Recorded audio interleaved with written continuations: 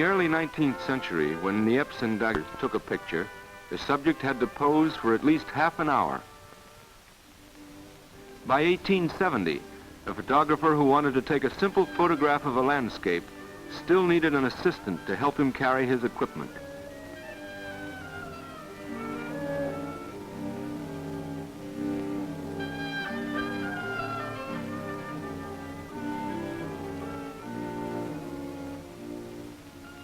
Looking at this complicated portable laboratory, with its boxes and bottles, its platters and jars, it is quite obvious that today's motion picture camera, which photographs 24 pictures per second, was beyond anyone's wildest imagination.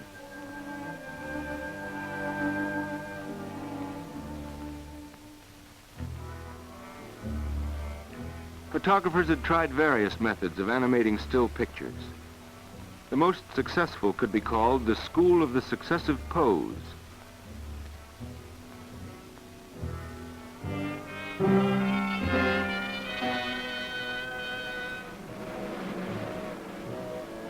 They knew that a movement had to be broken down into its successive stages. Now, don't move.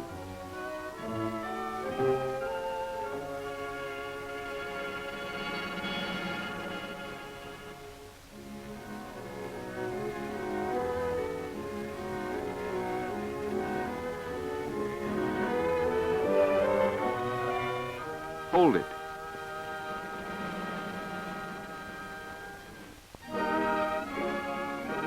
Inventions like the bioscope, phasmatrope, were all attempts to animate still pictures.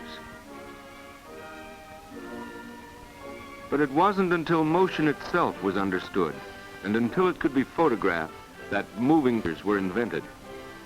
And the first man to study the science of motion was Marey, a doctor specializing in the circulation of the blood.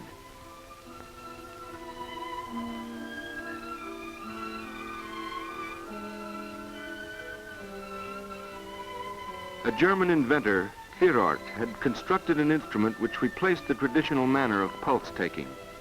Marey became interested in the new gadget. The invention consisted of a sharp-pointed needle and a movable piece of wood smeared with soot. It was rigged up so that every beat of the pulse produced a corresponding line on the soot-covered board, and so gave a graph of the patient's pulse.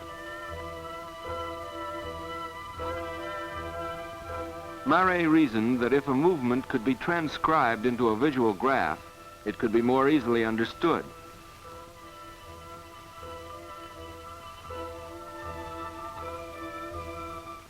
He began by studying the precise rhythm of the various gaits of animals. He wanted to determine the exact position of each leg of a horse in motion. He adapted the pulse-taking invention. Instead of one needle, he used 4, one for each leg.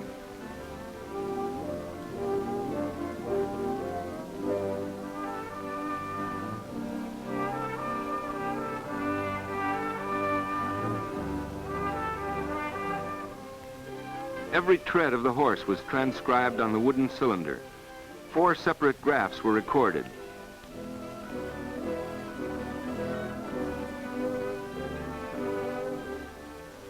He conducted the experiment at a walk, a trot, and a gallop. Then he was able to analyze the position of each hoof for each phase of the horse's gait. Marey's table showed that in the 3rd beat of a gallop, for example, a horse rests on only one leg.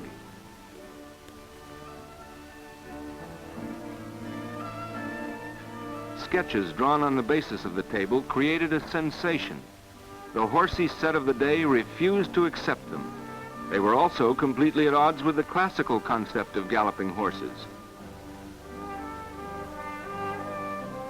Science not only confounded the horse lovers, but even challenged the old masters. The discussion raged on both sides of the ocean. Eadweard Muybridge, a San Francisco photographer, proved science was right. At the request of Leland Stanford, a great racing fan who had bet $25,000 on the Frenchman, Muybridge proved it experimentally. Imagine a battery of 24 cameras placed in 24 individual cabinets and loaded at the same time by 24 cameramen. The camera shed is placed opposite a racetrack. 24 strings are stretched across the track. As each string is pulled taut, it covers the lens of one of the cameras.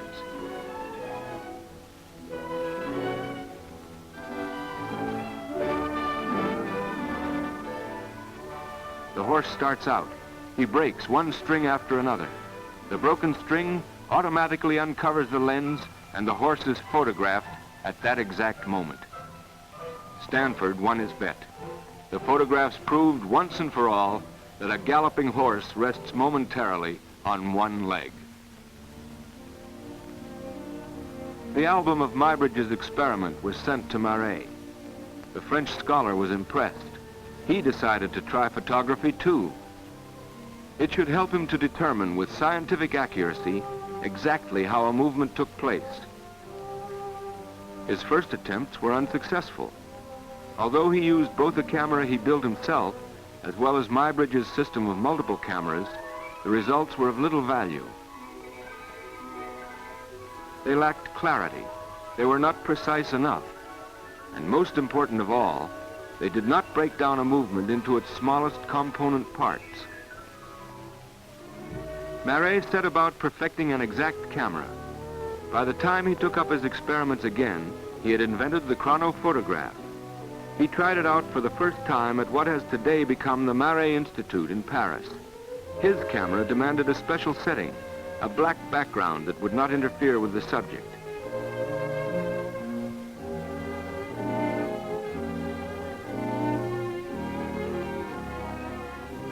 The chronophotograph itself was only a big black box with a lens.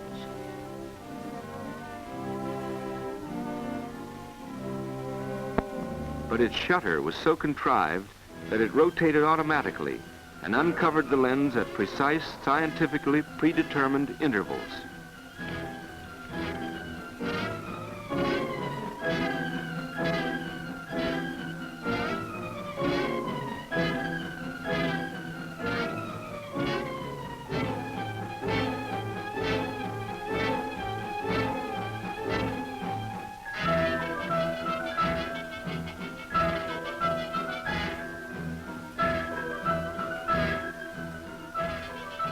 A developed plate showed several instantaneous shots of the horse.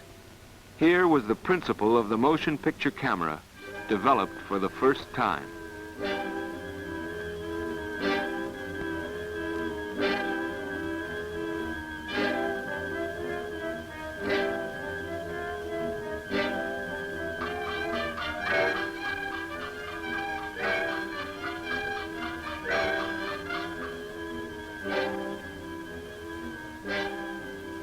When you increase the speed of the shutter, the instantaneous shots of the horse draw closer together. These webs of moving images, strangely beautiful and remarkably similar to the effects of today's stroboscopic photography, still did not answer the problem for Marey. They were too confused. He decided he would have to make an individual diagram of his subject. The oddly clad gentleman was the closest thing to a diagram. Only the strips of silver braid and the white buttons marking the joints would show up on the photograph. This would give Marey a primitive kind of X-ray effect of how a man moved when he walked.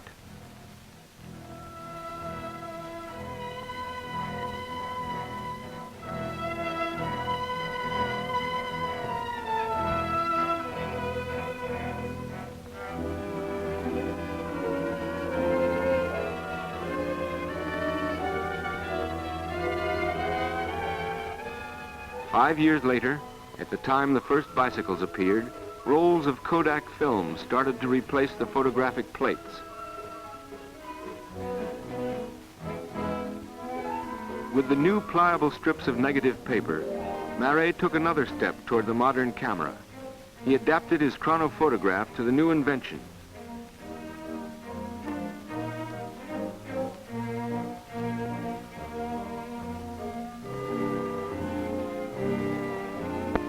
A strip of film moves from one reel to another.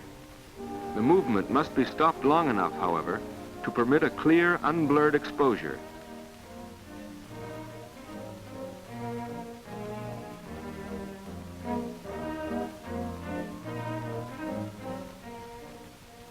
Marey used a clumsy lever for this, which sometimes tore the film or blurred the image. Yet Marey's very crude chronophotograph contained the most important elements of the modern camera. But Marey was primarily interested in the analysis of movement. But to make moving pictures, it was not enough to know that a movement can be broken down into successive fractions of the movement. A way had to be found to photograph them. And this takes us from the contribution of the physician Marey, photographed here by his own chronophotograph, to the inventor of motion picture film itself, the same kind of film, incidentally, on which this history is now being recorded. The Wizard of Menlo Park, the greatest inventor of all times, the man who changed the world by turning night into day, Thomas Edison, had already made possible the reproduction of sound with his phonograph. He became interested in reproducing movement.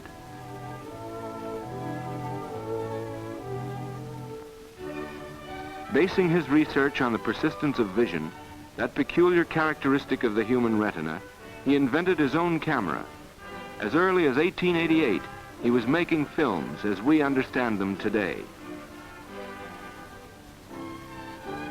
Edison's commercial phonographs were made with headphones for individual listeners.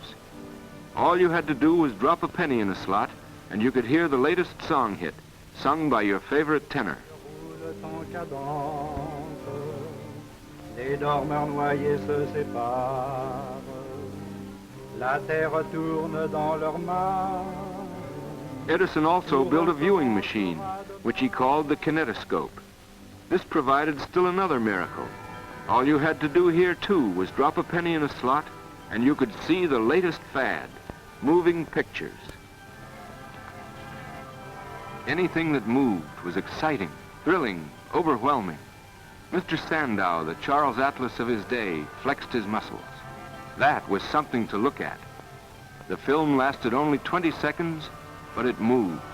If you had enough pennies, you could stand and look at it over and over again. The kinetoscope was extremely simple in design and easily adaptable to commercial use. Soon it was being shipped to all parts of the world, together with the films Edison produced himself. This is how it worked. The film strip passes in front of a small electric lamp in a continuous movement.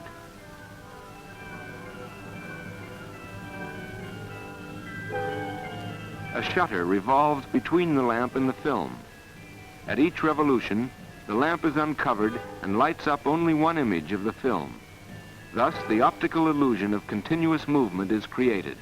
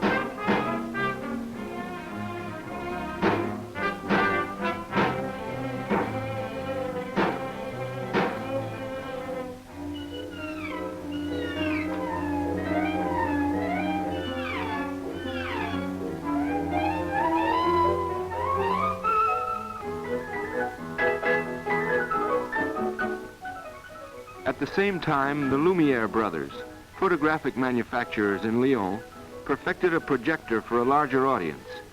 This shot of workers coming out of the Lumiere factory was made in 1895.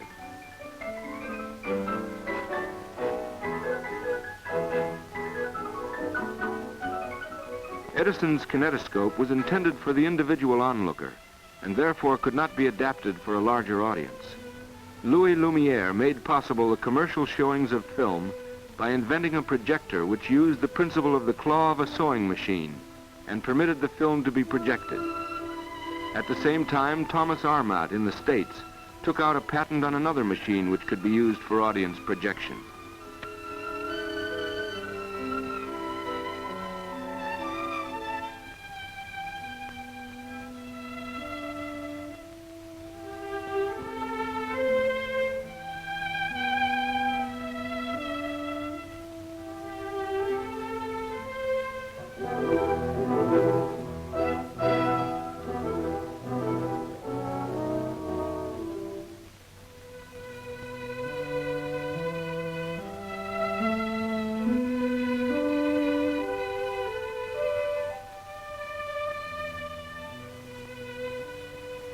This new invention soon created a new profession, the man with the camera, the man who could record events while they were taking place.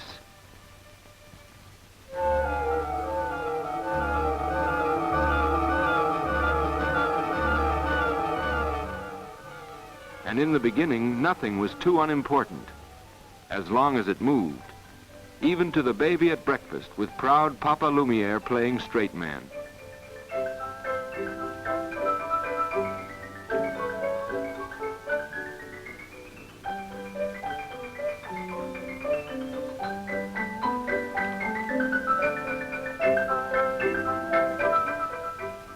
The first public presentation of films took place in 1895.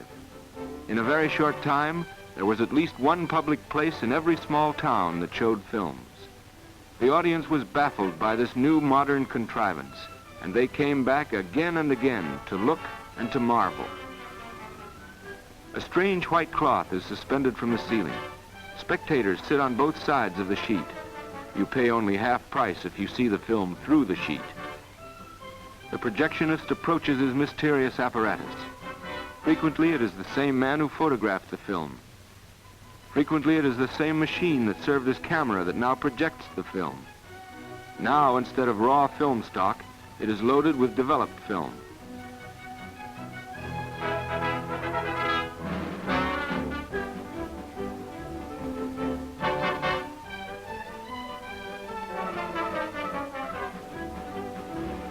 Okay, turn down the lights.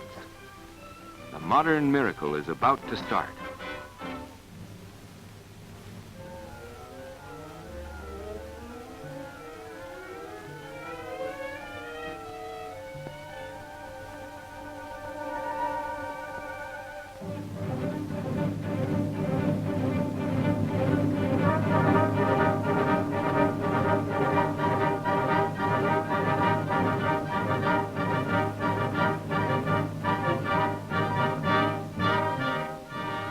Night after night, people came to see these films about everyday events.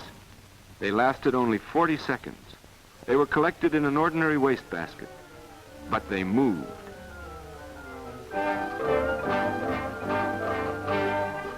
The horse of Reynaud, Muybridge, Marey had come to life.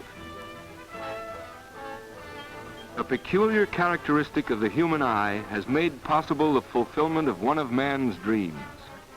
An optical illusion has brought life to inanimate images.